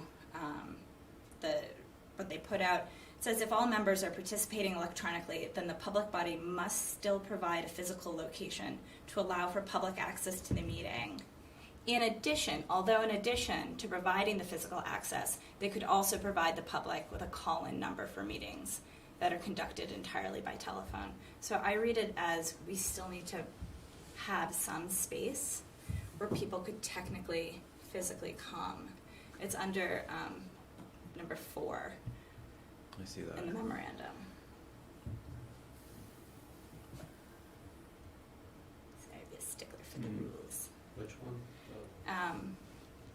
You go, it's in the memorandum for RSA 91A, down under 4, it is the last. This might change too. At It some might. point, if someone Yeah. brings that up to them, saying, "Hey, listen." So we'll get it clarified and make sure Yeah. we do it right. Yeah. So I thank you just for- wouldn't I think want you're them right. to be like, No. sorry, you didn't have your sad phone. Yeah. It could be a happy phone too. It doesn't have to be sad. Not my experience. Yeah. That's okay. But that's okay. It's all right. Put some googly eyes on it. It's happy. All right. We'll take a look. Yeah, take a look. Happy to. And so next up is looking over the staffing and compensation during the closure. Sure. So salaried employees, we can flex. We have some stipulation there. So Michelle and I spent a lot of time talking, and I was also we've met with the Teamsters and we've met with Hopkinton educational support staff. We've talked about our non-union hourly workers. Our bulk is one of the a lot of our office staff has jobs. Our custodians think we're in good shape. The ones that have the most anxiety about this is our Hopkinton educational support staff. Our students that support, for example, we have if a person was with a student for 7 hours of the day, they're not going to be with a student for 7 hours of the day. We just know that they're going to check in and they're going to do plans and they're going to support that student. But one of the things that I've learned a lot from Michelle. One of the things that she and I stress all the time is truthful, honest timesheets. What we don't want to say to our staff is just put 7 hours, just put your timesheet down like you worked all the time. That's a difficult message to send. I mean, actually, when we onboard people, I talk about it's a legal document. We want to keep that value going. So what we're proposing is the first order of business is your hours that you're spent doing your job, and that could be, if you have a little one who's learning how to add single digits, you might do a video. The support staff might spend a couple hours doing a video, showing how to do that perfectly appropriate. It's embedded, it's checking in all that time. But we realize that may not be 7 hours of a day. The next piece is that we want to use this opportunity to have some job-related professional development. Becky's done a really good job. She's purchased through our grant a course that will help people expand their toolbox and work with kids, and that's significant hours. So if you have some gap, then you do that. Then do some professional development, but it has to be approved by our Director of Student Services. Our next piece is, and this is something that we've alluded to, we have some, we have a continuum of generations of employees. We have some I don't want to say young, we have some employees who in their upbringing have a very much digital native, right, technology natives. And we have some, so an administrator could say, Steve, could you help Carol and communicate and support and help them integrate online learning perfectly. We want to make sure the job's met first and then professional development, and then we go to supporting or doing tasks assigned by an administrator. If that fills, then we would like to say to Mark, that if there's a gap and you still haven't done your contracted 7 hours or 6.5 hours, and you put on your timesheet covered due to forced closure. and keep them whole. And that's an honest timesheet. We've got many opportunities. We don't know how much that gap is going to be, but that's the recommendation, and we'll work with people to in professional development to find tasks. But if there is a gap, we would like, because we've contracted with them, we'd like to have them put on their timesheet that it's covered. It's an honest timesheet, and we think that's the right thing. We just don't know the size of that gap. So that's one order, and there's also, we're working with our bus company. What are we going to do about our bus bills, right? There's not transportation going. And so that's a piece. The bus company, we have bus drivers, and if we pay our bill, they can be paid. If we don't pay our bill, how do they be paid? And one of the things that's true, if we do come back, we need bus drivers, and bus drivers, are at a premium. So Michelle and I would like to work with the bus company. One thing that we can do and talk with them is about fuel. Because they're not using fuel, and adjust our contract and have some savings in fuel, but the staffing related to keep them on call, because if we lose them, we could be real trouble if we come back without our bus drivers. We've had a question about what we're going to do about someone who's prepaid, and so our preschool program is both, right? It is serving a public need, but it's also an educational need. For our students who have an educational need in preschool, we're doing the best we can with them, but for the others, if they prepaid, we no longer provide, we no longer have that. We're not supporting, regular preschool. So we talk about, prorating and refunding some of that funds. So those are the area right now. But there is some, this is one of the pieces that we've dealt with anxiety for our employees about what they're going to be. Rob? So question about, I think the bus driver, I understand the scenario there for sure. But I'm wondering if the same logic doesn't apply to instructional assistants. And I get what you're saying about, truthful timesheets and PD time, but if there are gaps, are we saying that we're still not going to compensate people as though they had worked a full typical day? Because I would think that... No, I was trying to say that we would. Yeah, we would. Just yeah. put it on the timesheet as covered, Yeah. but we would pay them. I don't want them to say they worked all day, they didn't, but it's not their fault. So I apologize if it wasn't clear. So it would be covered due to the closure. The other thing is, it's important for them to have an accurate timesheet, because even though they're in another setting, they're covered by workers' comp. So we cannot have them put down just a blanket of their hours. They get in a car accident during a certain time, but on a legal document, we have that they actually were working for us. So that's just another reason. We want everybody to be honest anyways, but that's just another reason why we really don't want to run into it. So they would just put another entry in for that gap, like Steve said. So they'd still get and it gives us, and I think you also talked about if there's any insurance, right, or if there's any government support, we have it logged that we may be able to claim that as a loss. That's what I was going to ask, if we can track that. Oh, yes. Okay. So I want to make sure that it was about covering the time and not shorting the time. So I thank you for that clarification. I want to make sure I was clear on that. And I think we'll work with the bus company on fuel, and we'll work look at taking a look at the preschool, because we're not providing the service. So as of right now, everyone's going to be compensated. Correct. There's no one's going to be short. Okay. And we're going to have to continue to monitor this because if it keeps going, Right. later and later. Right. And please know, our support staff, they want to work. Yes, I know. They've come to us. They will. This is what can we do. This and we want to increase it. We want to take the advantage of this time and expand their toolbox. So this is very much this isn't anybody saying I don't want to do that. That's not my job description, Steve. That's not this at all. This is about how and it's the same. We met with the custodians. We have a backlog of painting. And we never have time to paint because they don't have to clean the entire building every day. We've met with the shop steward. Michelle's met with the facilities and maintenance. So we think we can catch up on some things. And again, everybody wants to work. No one has said, Steve, I'm not doing that PD. I'm not doing that. It's not part of my job description. I love that. But I want to make, just to get the board support. Not to put you on the spot, but let's say this goes to sports season. Are coaches still compensated? See, and that'll be another discussion to have Okay. about what the definition of whole is. Okay. Right now, because it was just started, and this is just very beginning, and so Yeah. we can come back in the next time and talk about ancillary. Yeah, okay. We haven't. So a bus monitor is common. They do it when it happens. Like snow days, they don't get it. But we can talk about doing bus they're not big, it's not big compensation. But right now, we've worked with the association about core job, and we'll come back with all those others and make decisions. Okay. But between those, stipended additionals. Okay. And they understood this, that we're gonna talk about their core contracted time. And we will come back in the future when I get a handle. And we also, one of the things is we try to be clear, understand what other districts are doing. Michelle's very much connected to her group, and we talk, and I always say, what are your peeps doing? And she says what we're doing, and it's a good way to do it. Spring coaching contracts gone out, been signed and all that? Some. I know that they were approved by the board. Yeah. I'd have to check with Lori to make sure. I believe they might have already been mailed Yeah. before this happened. And right now, they do have a start date for spring sports. My daughter told me what it was. Right now, it's a 6-game season with a full open tournament, which is fascinating to me. It really is. I mean, that's a really fascinating idea, but obviously it could be pushed. Yeah. But right now, NHIA has not surrendered the season, but a portion of it. Yeah, Well, I thank you for bringing this forward. I just think it's important for us to do the right thing. Thank you. By our staff, and so to me, people should be made whole, and especially if we can track it accordingly. Absolutely. And at some point, my assumption is there will be some relief. Maybe not for all of it, but Sure. it's the right thing to do. Thank you. Appreciate that very much by all of you. I mean, this money's there, right? It has been budgeted. Exactly. It's budgeted, it's has there, been. so. And it's been contracted. We're not looking to make a savings off of this. Right, and we contracted with the people to do it, and it's not big, it's right. I mean, All right.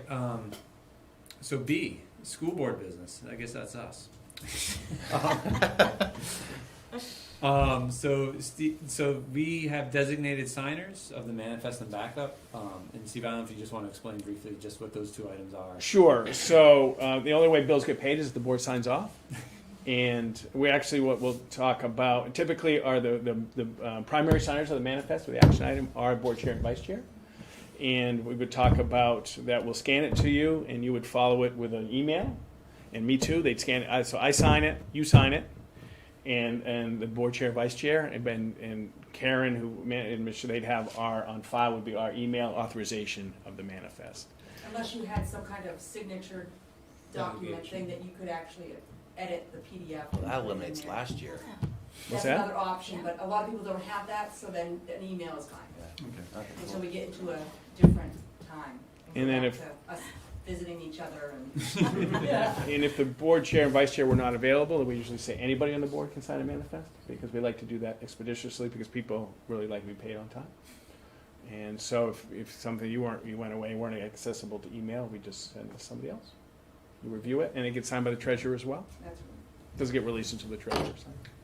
And the manifest is simply a listing of all bills being paid out. Yep. During the process to being elected, somebody had discussed with me that, and I think this is what, now that I'm hearing this, is what their understanding was, that that's only shared with certain school board members, and they were, the question was whether or not that should be shared with all school board members, whether or not you're signing or not signing. So I'm just opening that up for Yes. conversation. That's a really interesting question. So how we do it on the town side, it's not called the payroll manifest, but it's generally the same thing. The board signs off on all the bills and the payroll that goes out. And we do a lot of it over with the consent agenda, and so it's those items are listed, and then the board just votes on it as a block, and then it's signed. That could be one way. I don't think there was no reason that it wasn't sent out to all the board. It was more just two members that needed to We sign could on. put it, And sometimes it's time sensitive, like you guys Yeah. meet more frequently than we do, yeah. so we can't Yeah. have it be that we have to wait for a school board meeting to get payroll Payroll out out. sometimes, Would- or, Would I you be mean, AP is a little bit more flexible on that, but, But we could always make sure that in the next oh, yeah. agenda materials that go along, the previous manifest Absolutely. was included in Yeah, we there, could so put it in the everybody can folder see. like a PDF. Sure. Right? We could put like a. Whatever like you a- want. There's ever been, Like a if- non-public. Michelle has, there's never been any attempt not to Public, provide, public. we do anything you want. There was Yeah, a no, question I that's just thought I been the way Great. since I've been here. Yeah. Would that be helpful? I mean, We can that's do something to see. Yeah, we'll put it in the folder. Sure. Happy to.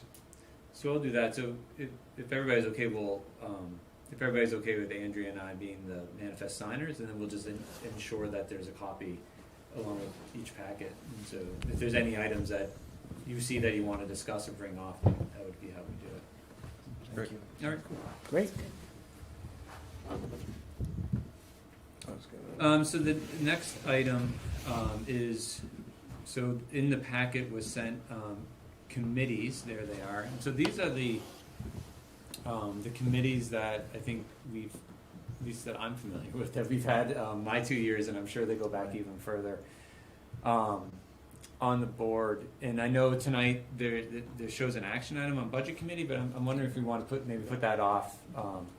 Sorry. For the next meeting, 'cause it's not something we need to decide tonight. And I think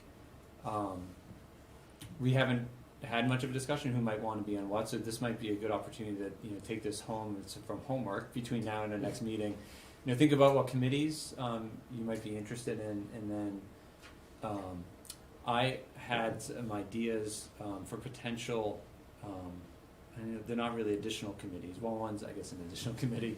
And I'll just throw them out there, and maybe we can add them to the list or take them off if Sure, you don't like them. So the first one I had, it's sort of what we have up there is the representative of the budget committee.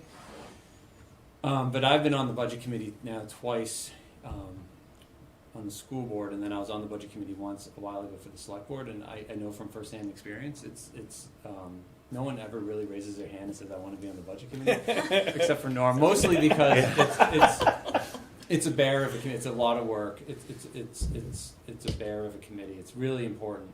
So I had thought about potentially renaming it and thinking of it more as a finance committee. And so having two members that can work with Michelle and Steve to over the course of the year, however the meetings work out, and that can be discussed later. But really to work on the budget, understand what's happening. Michelle does an awesome job of informing the board, but this would be sort of in between things that members can get more into it. And then they can help inform the budget process as we move along. Keep the board members a bit more up to date, and then that way, I think when we get to the budget committee, there would still be one primary individual who would be responsible for the budget committee representation, but then there would be a backup.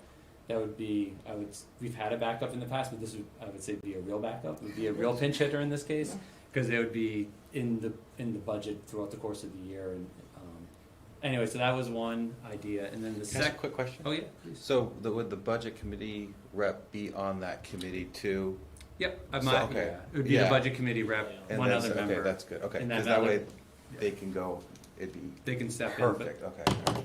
And then the other one that I had thought about, and Steve's been doing a fantastic job on a CIP, putting together a capital improvement plan. But I was just wondering if we want to think about it again, one or two board members who would think about the capital improvement plan, the facilities plan, and again map that out over time and work with Steve and Michelle. Have done a really great head start on it. But put something like that in place, which would be a little bit different than the budget committee because it would be a much more fine-tuned, but as important sort of committee to look at. So those would be the two that I have thought about maybe adding, and then along with the other committees that have been listed. And so I don't know if anybody has any questions on the ones that are on the list, because these might be new, and so if there's any sort of explanations, I'm sure Steve could do a great job of explaining them. There's wellness too. Wellness is our Wellness Advisory Committee. They plan wellness activities for the staff and look at our wellness policy, and that meets monthly. And we've had a board member on that committee forever. Last year I was on professional learning, policy, building. There's a lot to do. So which ones, just so I can figure out which I can do, which meet in the day and which meet in the... Policies during the day, around lunchtime, phone call. We post them.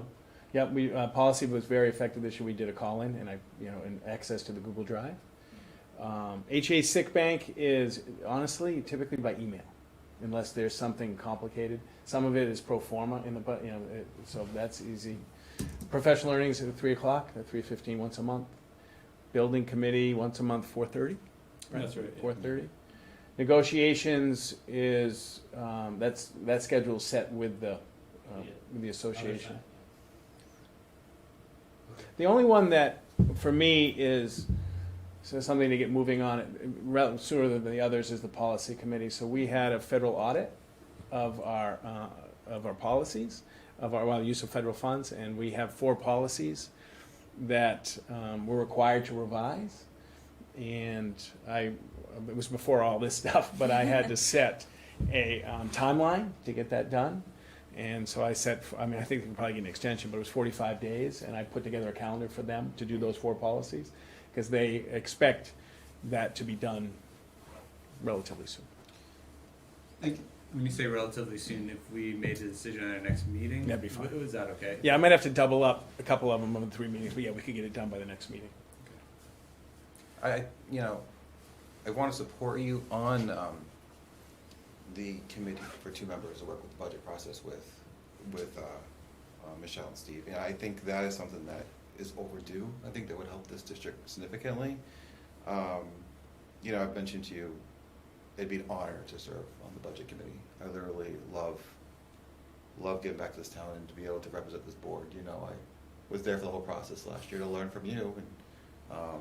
But I definitely think that if we really have a committee, are you comfortable with something like that, Steve? Mm-hmm. It's important. It's important Sure. for me to know that you're.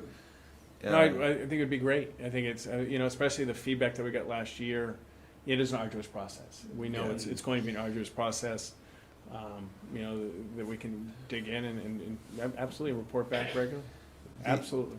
The CIP part is a little interesting because the CIP is going to be, I don't want to say redone, but it's going to be significantly changed once the building project is complete. The architects have confirmed that they're going to have a whole change on what things are going to look at. So it's going to be interesting to incorporate that into this type of committee.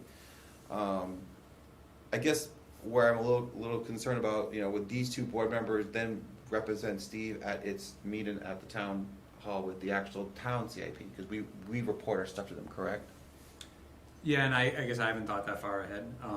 They could accompany Steve. They can support Steve. I mean, I'm just trying to wrap it around, because the town CIP was one that's actually approved from the town, correct?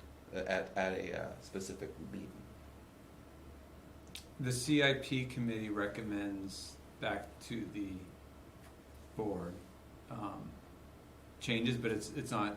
They don't. I just yeah. So it's ours. It would be in this case our CIP. They just check it.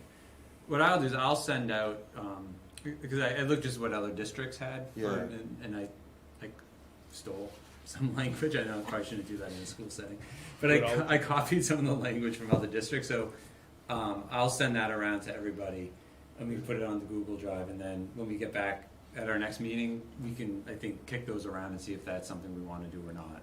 And also, would you be comfortable with if anyone else here has an idea of maybe what else they would like to think for a committee? It's a lot of work alone being at the table. I will confirm that. But if there's something else that you guys, if Jim's comfortable and Andrew, you're comfortable with this, where something that can add some value to the district and to Steve and to Michelle, I would gladly like to hear it. All ideas are good. Yeah. Okay. Great. All right. All right, super. So next, this next item, establishing a board culture. Yeah, little things, right? So I thought it was important to put this on the agenda tonight, and this will be something that clearly evolves and we keep working on over time. I'll just be honest, I've never been on a board before where a majority of the board is brand new. And so it's both a little daunting because we all have to get to know each other and how we all work. But it's also pretty exciting because there's not a lot of leftover history, a lot of leftover ways of doing business, a lot of leftover ways of how we treat and conduct and work with each other. So this is a great time for us to sort of be able to co-create sort of the experience that we want to have and the way we function and work together. And so I was just interested tonight to just open this up for, not too long. We can kind of kick this around a little bit. Just when you think about board culture and why you're here and how you want to engage this group and be part of this conversation, I'm just really interested to hear what your thoughts are on that. my hope is that over the next couple meetings, we can kind of continue this conversation and maybe, but I've seen some district boards put in place a list of how their, I won't call it standard operating procedures, but just, kind of a little bit of a pack for how the board members want to treat each other and how you want to go about making decisions. There's some examples that we can share from around the state where other boards have done that. But I don't want to share what others have done before we had a conversation about how we would all want to hop into this. So that's sort of set up for this. I'll be quiet now, and I'd love to hear your thoughts. I mean, so my other board experience is a board much larger than this. It's a small synagogue. It has 30 people on a board that I'm running, and that required, I was, president, and that required a lot of order, and I had to, reframe what people were saying because you had so many people. I mean, this is a small group of people who are all here pulling in the same direction. I mean, I would assume that, I can't imagine that you need very many formal, as long as collaboration is the guide word of the committee. You've been here, you've seen how this goes, but I can't imagine that it often becomes difficult with so few people around the table all pulling in the same direction. Maybe I'm wrong about that. It's your first meeting. I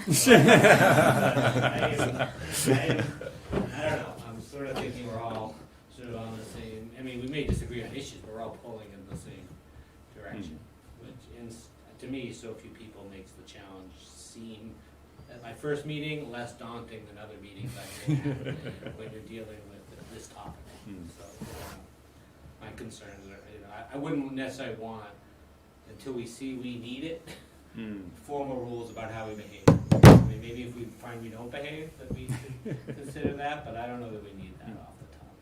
That's good. Other thoughts? You wanna go? Oh, sure. I don't know as formal rules necessarily, but I do think that it's helpful to have kind of a shared goal or a shared vision. And just from my point of view, I think as long as we're going to have hard conversations. They've sort of started tonight. I think they're going to continue. And I think as long as there's kind of that underlying notion of respect, that's paramount. And communication. I think people have to be willing to say the things that need to be said, or say what they feel is acting in their best, with the information they have and whatnot. So I see kind of how it could be helpful to have, I don't know, at least like a shared vision. Or everything must be delivered in rhyme. Maybe not that. Yeah. You want to jump in next? Sure. So I think, sometimes I've been to board meetings, and I've been to many board meetings in my time in Hopkinton, which is probably a good thing. But sometimes it seemed like things always were directed through the chair, and it was sort of awkward way to have a conversation. So I would hope that it is more of a conversation and that your role is in directing that and keeping things on task, because there's nothing worse than spending many, many hours where people are just constantly drifting apart. I think that for me, part of what I want to learn about and will ask now is, you and I had talked 3 or 4 weeks ago about how agendas are put together and what gets put on an agenda and what doesn't get put on an agenda. So I would hope that this is a board that doesn't live in a Mitch McConnell world where if you've got something that you want to bring up that might be controversial, that the chair just can simply never deal with that by not putting it on the agenda. So I think that for me is the biggest topic, is how our agenda is going to be formed. Is it going to be by consensus, or is it going to be by the rule of the chair? Or is it going to be that if you have an agenda item that you want brought up, that's valid and seeks a certain amount of time, then it should be brought up. We are representatives of many people, so I think that's a big piece. No, that's a great question. I've brought that up to you a couple times too. Yeah. And so, I mean, my feeling is that I'm going to work first off with Steve, because there's things that, Steve needs in terms of running the district, needs us to vote on, agree on, get done. And then we're all in the same boat. We're all elected. We all have good ideas. Some of us have bad ideas, myself included. But I don't see my role or mine and Andrea's role or mine and Steve, any of our roles to be gatekeepers. I think that if there's an issue that needs to be brought up or that you want to have brought up, I would just encourage you to tell me or Steve about it, and it'll be on the agenda, because there's we're all elected officials. We all have the same roles and responsibilities. My role as chair and Andrew's role as vice chair is not any different, other than we're just, I have to run the meeting, as you say, to get the decisions. But I don't want to make a decision saying that, Norm's idea for a conversation is good or bad. So I don't know if that answers your question, but that's my pledge. I wouldn't shut off, or someone, if I don't like the topic, I'm not going to say it's not going to come up. So it may be timed accordingly to how we can fit it in, but And and this is more, probably was a question for Tom Barry earlier, but let's say that Andrea and I'm riding my bike by Andrea's house and I've got an idea, and we have a conversation about something. At what point is it problematic that board members are discussing board topics outside of a board meeting, either that is actionable or will be actionable, or that we would like to be brought up? What's the rules of the road there? yeah. So two board members can converse, because two board members are a quorum, and so the first thing you check with is there a quorum happening? Because if you have a quorum and a conversation in a quorum, that's three is a quorum. So that becomes a public meeting, and that would you don't want to do that. So I think if you rode by Andrea's house and you guys get to chatting, that's fine. If you're chatting about school board business, that's fine. It's when a third individual gets brought into that conversation that's a problem. Yeah. Keep going, Seth. Keep going. So that's a general rule, but then of course there's all sorts of the spirit of the law. So I don't want to have a great idea and then call Norm up and then call Seth up and then call Rob up and then call Andrew. Have the same conversation we're just playing phone tag with each other. That would violate the spirit of the right to know law, because you'd be pretty much conducting a meeting, just not with three people at once, and so you don't want to do that either. And then I think it was brought up at some point, an email exchange. It's if you have something that you think the board should know, generally, there's something wrong with the windows at school. I'm making something up. You can send an email to the full board and just BCC everybody. So that I can't reply to everybody and start a conversation. So in terms of updates, that's not a violation of the right to know. If you include us all in an email, it only becomes a violation once a conversation starts to happen and decisions are made. And you should always copy Steve on those so that he has a record of those that went out to the full board. But you can send one-way communications to all of us, but you can't engage in a dialogue. So, Thank you. Yeah. I think everyone had great comments on that. I think, when I read this as a board culture, I thought outside the board and how we are acting, where we are, where we're going, how we're applying, actually on social media, as being an elected official. That type of culture of representing the district and how we need to be careful in that type of culture. Atmosphere. That is something I think that, being newly elected, we are the Hopkinton School Board, and, we're under a lot of criticism. And sometimes I find myself deleting a lot sometimes on social media, because I realize I can't speak on behalf of the board. I am not the board, because it takes 5 of us to make the board. And so sometimes when I read this, I thought totally different, because the culture on the board, it's going to change from each board each year. That happens. But I think for me, Jim, I think, it's important for this board to understand our actions off this board in a culture, and what that mindset from our citizens can lead to in their thought process. You're allowed to, if you're comfortable with putting yourself out there, and you have a comment, just remember that, you know, you're part of this board. You know, you're not speaking on behalf of the board, but you're magnifying that. So the three things I had been thinking of for culture, and this doesn't mean that we didn't have this culture before, but one is just be honest with each other. You know, I think Andrew said, don't, like, if you have something that's on your mind, just say it. You know, so we should, as I think as we're conducting our business, just be honest, I think, with what we're seeing, and don't be afraid to speak up. That gets to my second one, which is just all be very good listeners, not just to each other and respectful of each other as we speak, but also be very good listeners to those who come before us, to provide comments and just, you know, be active in sort of that type of dialogue.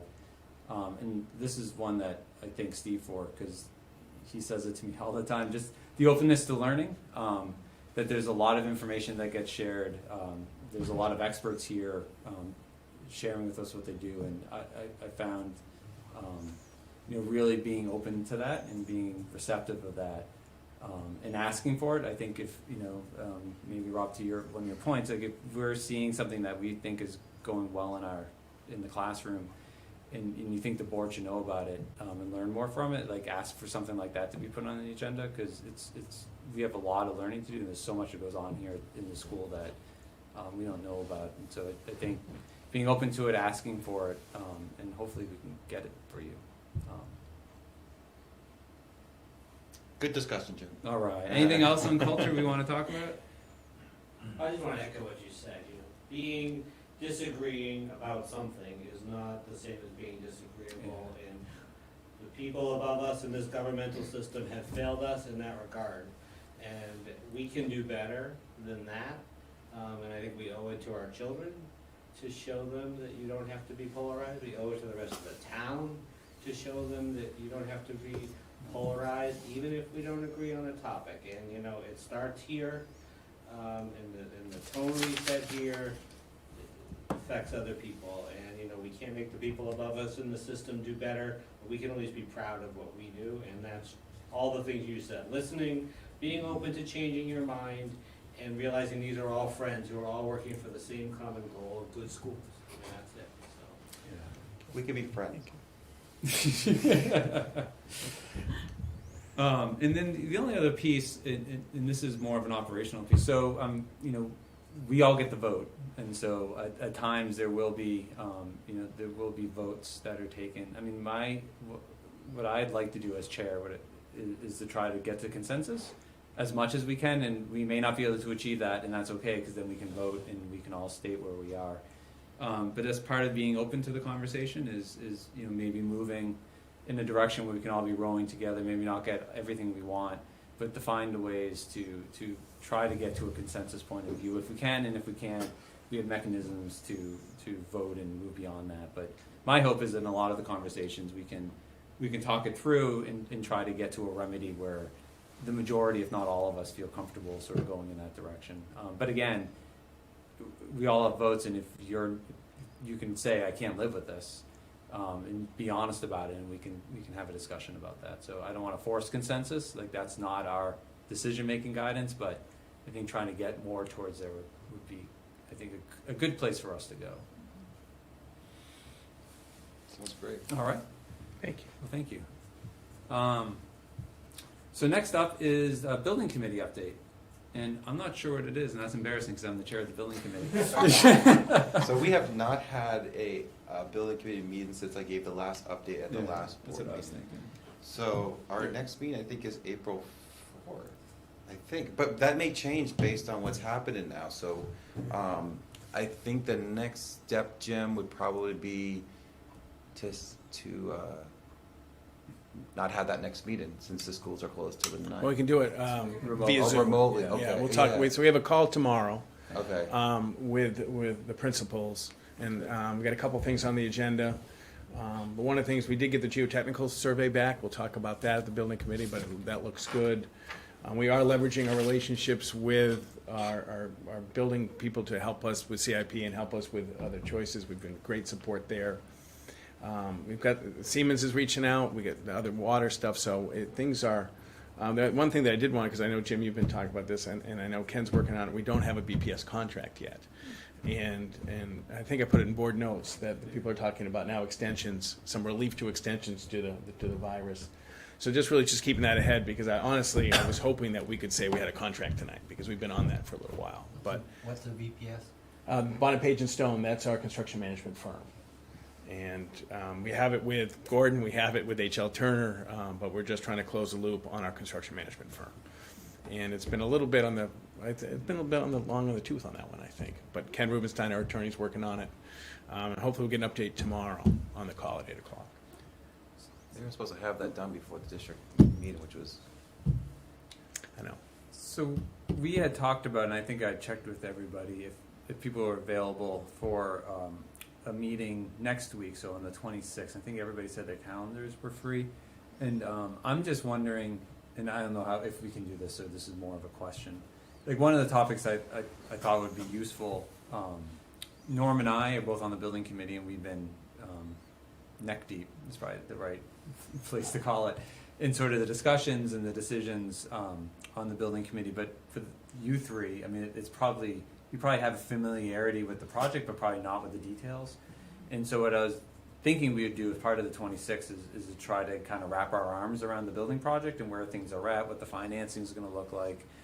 And so I guess my question is would that still be useful to everybody on the 26th to try to do something remotely on, maybe even just stick on the building committee as a topic, because it is a big nut.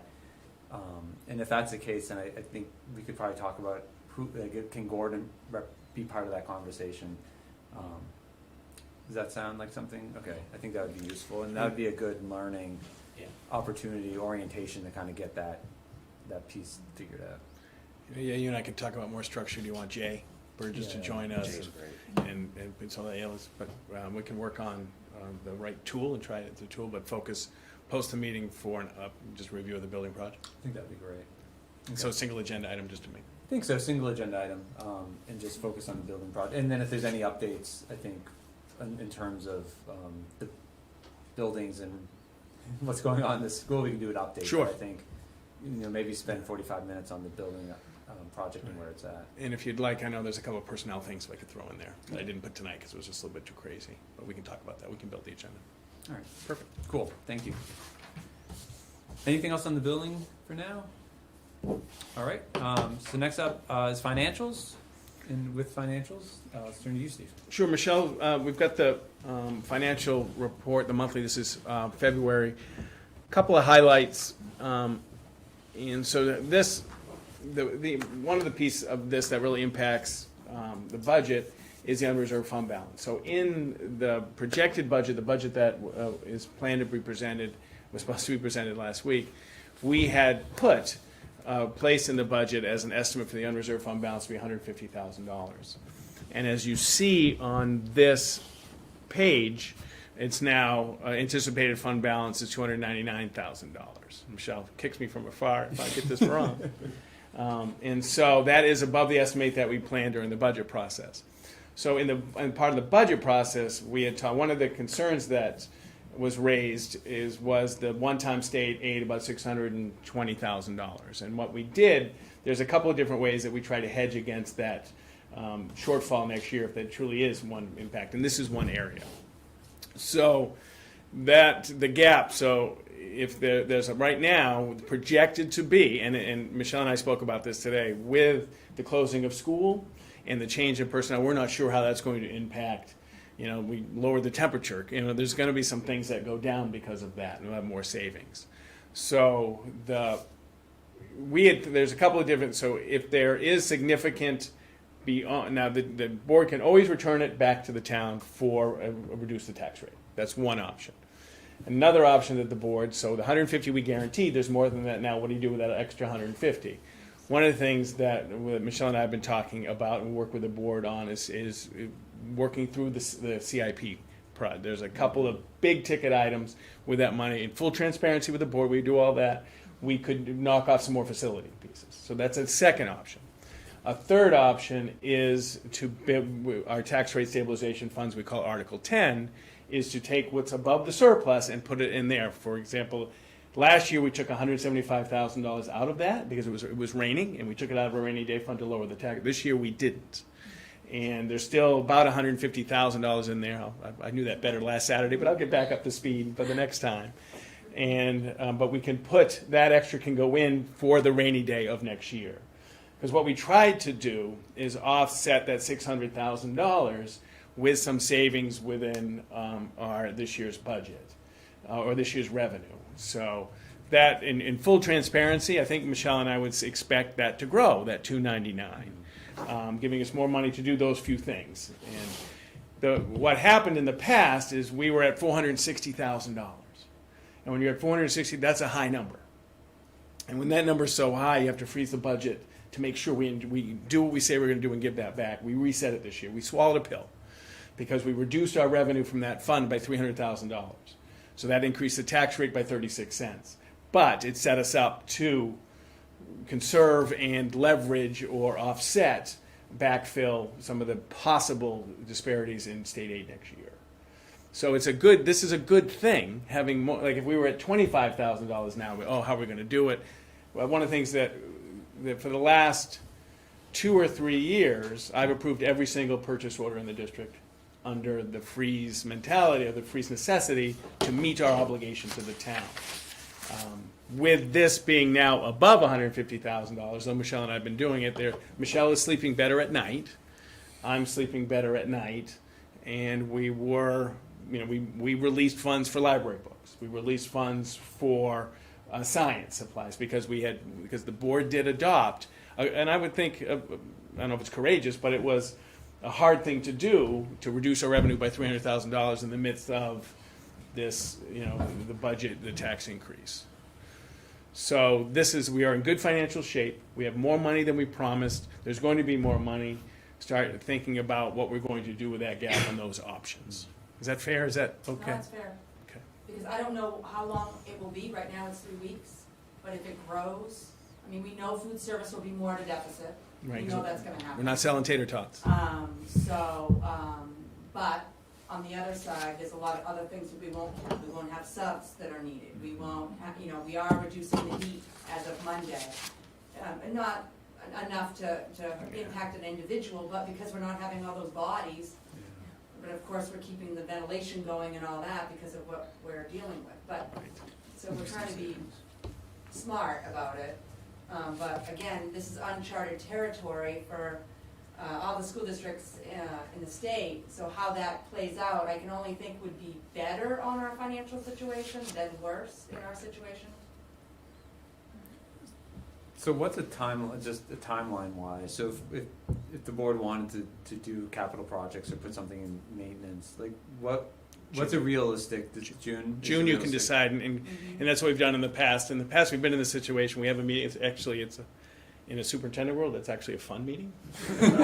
You get what are your priorities, fun, Steve. And actually with Mr. Stone, for years, we made significant progress by reallocating unreserved fund balance in technology. We haven't done that in 2 or 3 years. So in June, you have to encumber it, right, Mich? You have to encumber it in June. Correct. And you can spend it after July, but we worked with the auditors on this quite a bit back in the time. So, and we've had a specific board meeting designated just to this. We have a hard number, and we go, and then sometimes it still exceeds it because you don't know about like one of the things that we did is we budgeted $2,000 for Medicaid to schools. And since then, Jay Kahn and the legislature, we think, Michelle and I and Becky would think, I'm not going to say 200, but I'm going to say it could be $100,000. So that, again, is more revenue coming in. That was a hedge against the $613,000 one time. If we budgeted $100,000, we wouldn't sleep at night. But we did have we hoped that, and we felt, we're in close touch with our legislature and our professional associations. So that's what we've done. But yes, in June, we would come, you'd have a number. We'd come with recommendations from the leadership team. We think we want to do this air conditioning, we want to do this technology, or we want to put $100,000 into the tax rate stable, which would be a priority because we want to offset that potential shortfall in state aid. And there is room.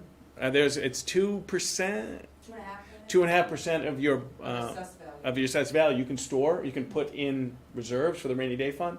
And because we took 175 and didn't put anything this year, there is room to create a better cushion. And so that's where we're at. It's a good financial, but it's also a lot of unknowns because of closing the buildings. Other questions on financials? I have a million questions about this. We'll start with one.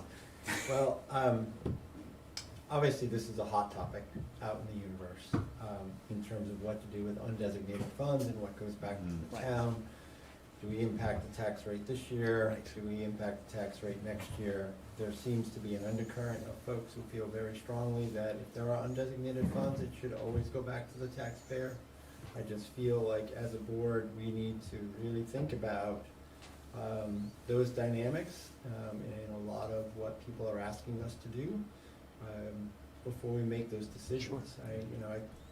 What I heard loud and clear in the last 2 months was the sustainability of the school budget. So, in one of the things that comes to me is the phrase, well, it's just.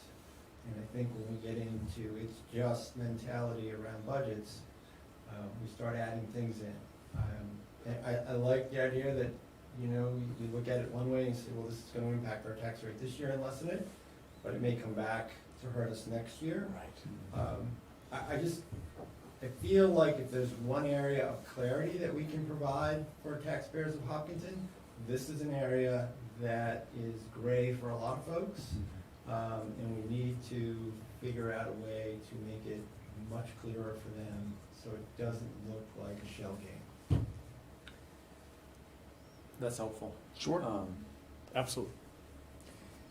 And if we are successful in moving forward with a finance committee of some sort, I mean, these would be great conversations for that finance committee. I don't want to take it off of all of our hands as a board, but to kind of dig into with Steve and Michelle again and come back with some recommendations on how to have that conversation. Because I do think it's the right one to have, and I think having some board members really digging into it to come back with some of those recommendations, at least for me, would be really helpful. Could the finance committee, it'd be 2 board members, Steve and Michelle, would it be possible to have community involvement in that in some capacity? I mean, there's some really bright Hopkinton people who maybe help us with some stuff that maybe we aren't familiar with that we could propose to this board that maybe would help. I think so. I think it's we something should that all be open. I mean, they're open meetings, so people can come, and then I think committees, like we have a building committee made up of board members as well as community people, so I think we can structure it however we would like. That works. That's still a functioning group that's going to move forward. That's something we can talk about. Any other questions on the... I'm looking where I am. On the finances. More to come. More. We'll update regularly, and absolutely.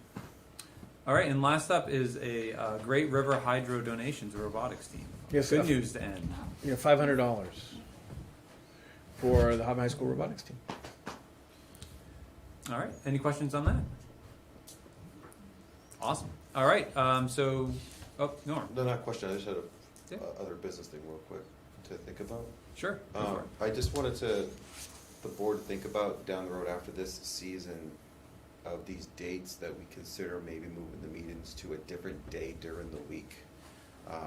Thursdays is not a big fan for me because a lot of things happen on Thursday, entertainment for the arts and a bunch of other things. So I'd like to discuss at some point. Steve had mentioned to me that this is good with leadership and I respect that.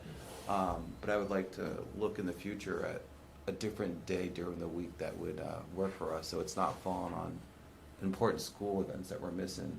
That our children may be involved, like math night and stuff like that. I miss those with my children, and I want to continue to keep going to them. But just something to think about, please. Down the road, I would like to have that discussion as a board, please.